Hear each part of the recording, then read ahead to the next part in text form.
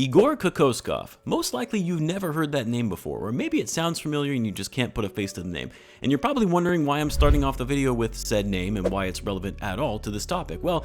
for those that aren't familiar with Igor Kokoskov, he's been a longtime assistant coach for a number of different teams throughout the NBA, from the Clippers, the Pistons, the Cavs, the Magic, Jazz, Mavs, Nets, and currently on Quinn Snyder's staff as an assistant coach for the Atlanta Hawks. The man has been around the league for some time now, but always as an assistant or lead assistant coach, except for one season where the Phoenix Suns hired him to be the head coach going into the 2018 offseason, just weeks before the 2018 draft, a draft that featured the likes of an international prospect that was wowing scouts with his wizardry on the court and an uncanny ability to put the ball in the hoop. An 18-year-old who was dominating a league of grown professional men in Europe, becoming the youngest MVP in EuroLeague history, a young prodigy by the name of Luka Doncic, a young phenom that Kokoskov knew very well and both had built a strong relationship with as the head coach of the Slovenian national team, and would go on to win the gold medal for Slovenia in the Eurobasket Cup in 2017, with Luka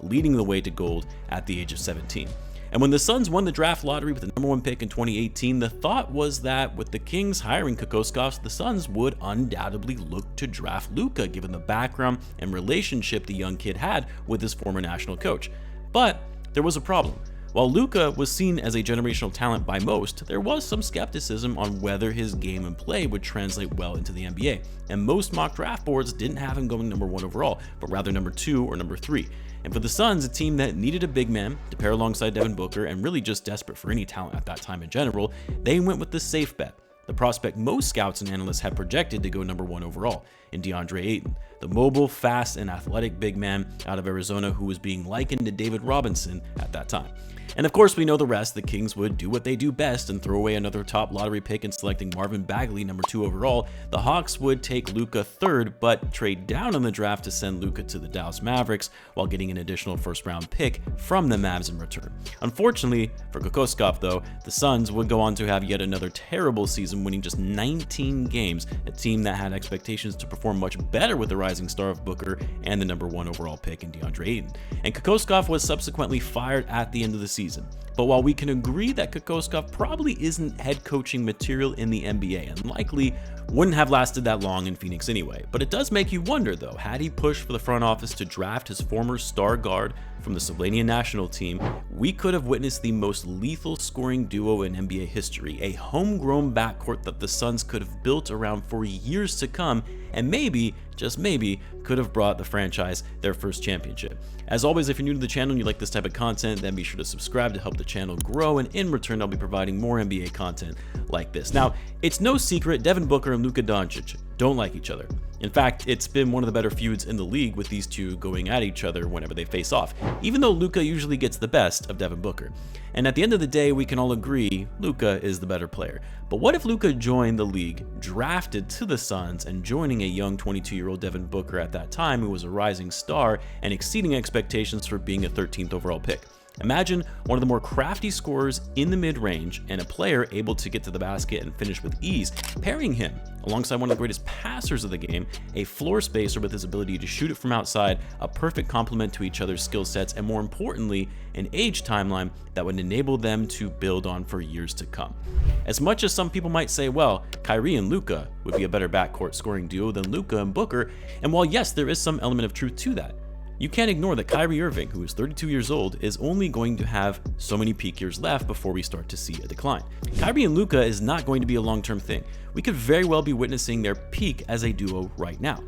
But for Booker, 27 years of age, Luka, 25, you're talking about witnessing one of the greatest backcourts and elite scoring options together for over a decade, had Luka just been drafted by the Suns in 2018 at 19 years old. You're talking about a fundamental shift in the trajectory of this franchise, meaning the Phoenix Suns. And of course, we would have never seen the super team that has been put before us. No Chris Paul trade, no Bradley Beal. Maybe Kevin Durant would have found his way to the Suns eventually because KD goes wherever suits him best to ring chase, but a franchise built around Luka and Booker, players who can put up over 30 points per game easily on a nightly basis, high IQ players who have shown improvement nearly every season, players who are still in the peak of their prime, one being arguably a top 3 player in the league and the other a perennial all-star. You put a strong front court, a defensive front court around these two, and forget about it. Of course, the biggest question is the fit, because while I think most would agree that their skills overall, while they have some overlap, would actually fit nicely on the court, but as we've shared before, Luka isn't always the easiest teammate to get along with. He's obviously a very ball-dominant player who likes to control the game, and like Luka, Booker has quite the ego himself. And we already know, personality-wise, these guys don't really mesh. So yes, I guess it's possible the two of them wouldn't have worked together. You would eventually see one of them being traded, most likely Devin Booker. But I would venture to argue that if Luka Doncic and Kyrie Irving can get along and play well together, Kyrie also being another dynamic scorer who likes to have the ball in his hands, a player who has had issues with his teammates in the past, if they have been able to find common ground in achieving the ultimate goal of winning, sacrificing their touches, their egos, their numbers, all for the sake of winning a championship,